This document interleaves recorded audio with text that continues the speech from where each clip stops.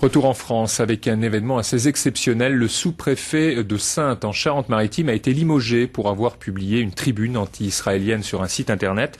La ministre de l'Intérieur, Michèle Alliot-Marie, a considéré que Bruno Guigue avait enfreint son devoir de réserve. Elle a immédiatement mis fin à ses fonctions. Emmanuel Lagarde.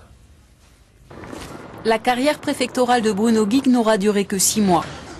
Nommé sous-préfet à Saintes en septembre dernier, le fonctionnaire n'avait pas renoncé à s'exprimer sur son sujet de prédilection, le Proche-Orient. Dans une tribune publiée le 13 mars sur le site musulman-oumma.com, Bruno Guigue évoque les droits de l'homme en Israël. Il parle ainsi des geôles israéliennes où, grâce à la loi religieuse, on s'interrompt de torturer durant le Shabbat. Selon l'auteur, Israël est le seul État au monde dont les snipers abattent des fillettes à la sortie des écoles.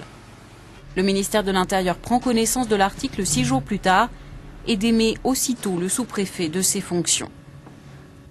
Sur le fond, chacun est libre de penser sur ce problème et ses propos peuvent prêter effectivement à polémique, mais ici, au ministère de l'Intérieur, c'est le principe qui a été sanctionné, c'est-à-dire le non-respect des règles d'impartialité, de neutralité et de réserve qui s'imposent à tout haut fonctionnaire à partir du moment où il représente l'État.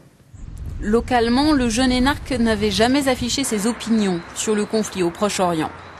D'habitude, les sous-préfets sont des gens avertis, donc qui sont habités par le devoir de réserve en plus. J'avoue que je ne comprends pas trop bien. Après sa nomination, Bruno Guigue n'a en fait rien changé à ses habitudes d'auteur. Ces dernières années, il avait déjà signé une vingtaine d'articles sur oumma.com et publié plusieurs ouvrages sur le Proche-Orient, tous très critiques vis-à-vis de l'attitude de l'Occident et d'Israël sur la question palestinienne.